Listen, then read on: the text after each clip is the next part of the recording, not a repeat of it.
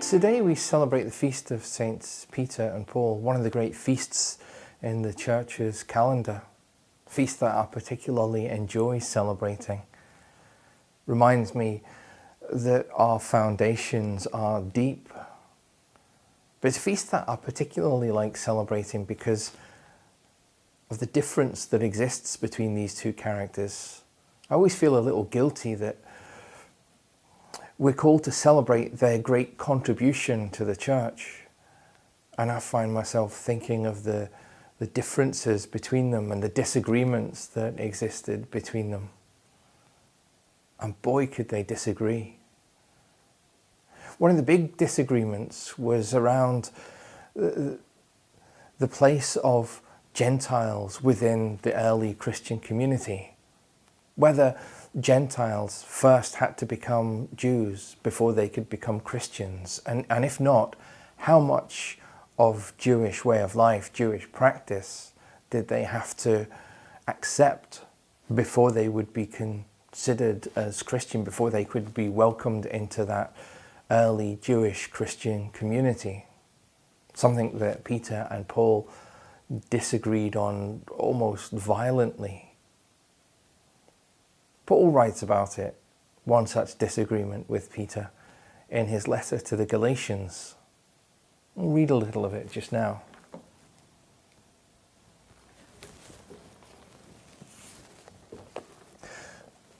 Paul writes, "It was not till 14 years had passed that I went up to Jerusalem again.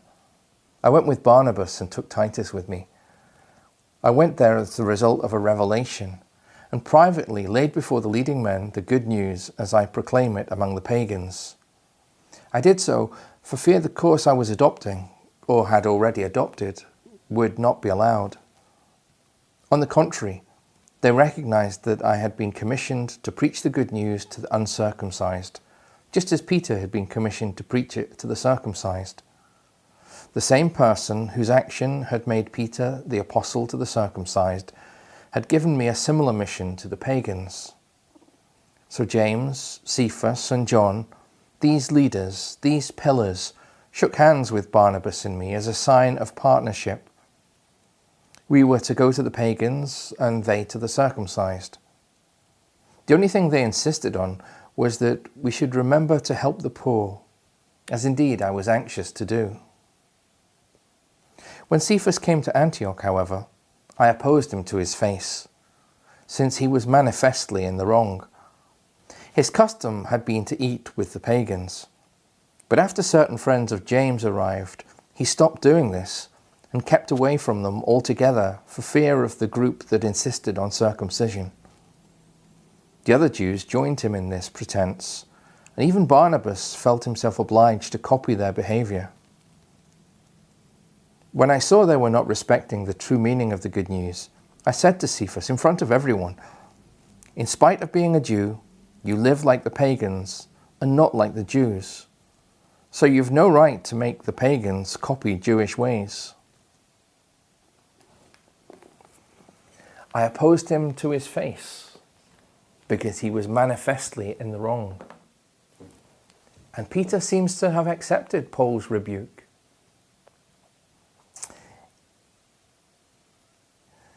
It was because of these tensions, because of these disagreements and arguments, that a way forward was able to be found. One commentator that I read suggested that the real disagreement wasn't between Peter and Paul, but between Paul and James.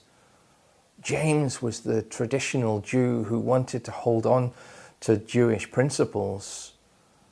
Paul was embracing Gentiles. Peter got himself stuck in the middle and tried to find a way forward that would prevent the early Christian community being fractured.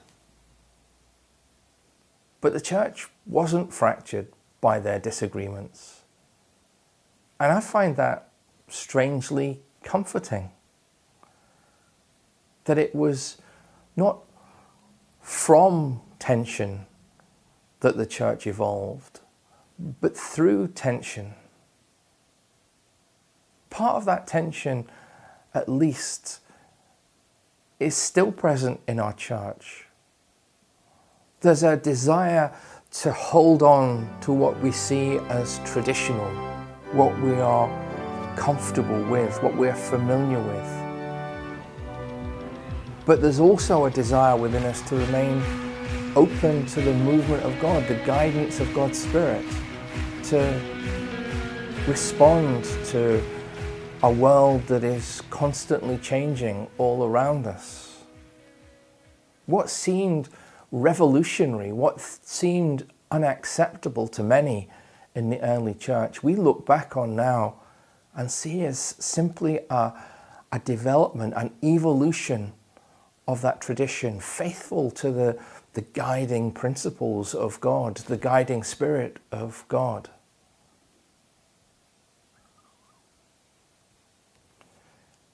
Such tensions have always been a part of our church.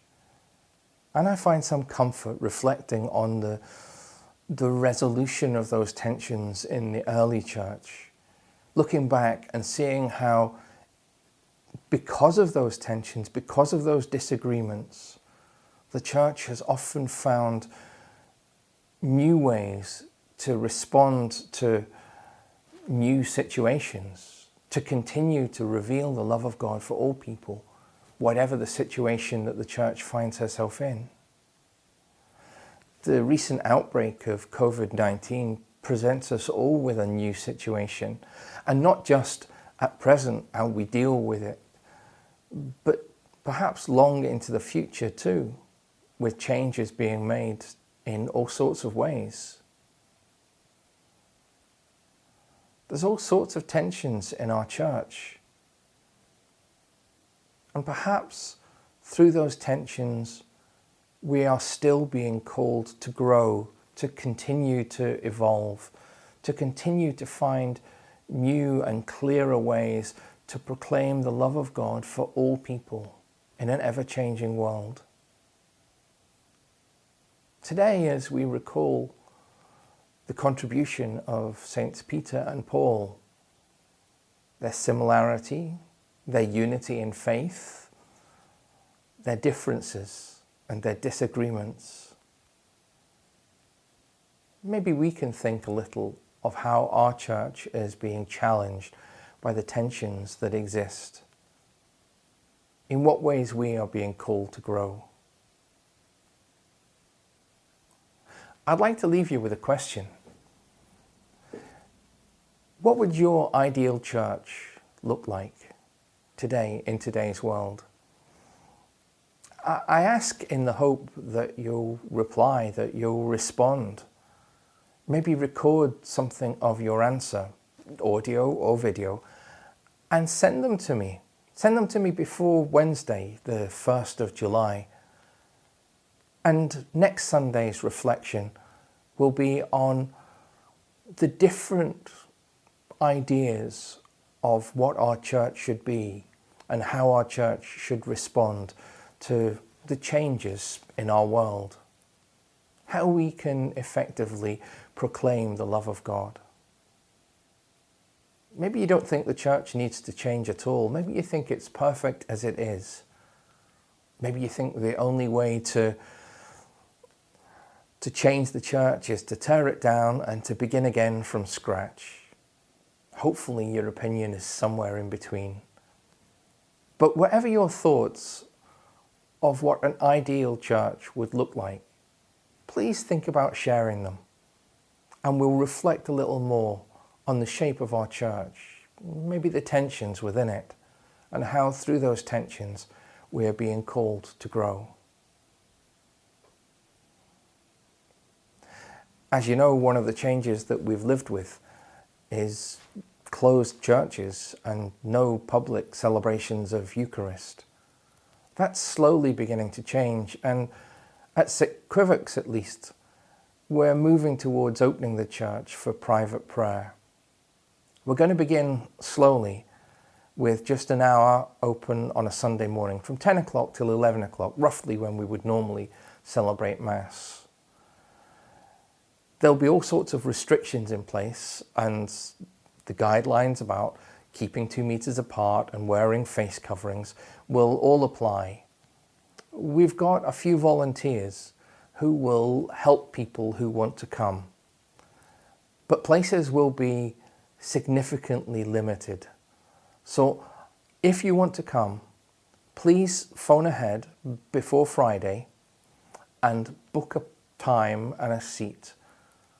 And the pass keepers, the volunteers will help you find that seat when you arrive. Please don't just turn up on Sunday morning in the hope of being admitted. I'm afraid that won't happen. Only those who have arranged their visit beforehand will be able to get into the church. Unfortunately, we haven't got that far at St Anne's. At the moment, we've only got 1 volunteer from St Anne's, and we need several more. Once we have enough volunteers, we'll look at opening St Anne's Church as well, perhaps for an hour on a Sunday. Thank you. And please think of replying to that question. What would your ideal church look like?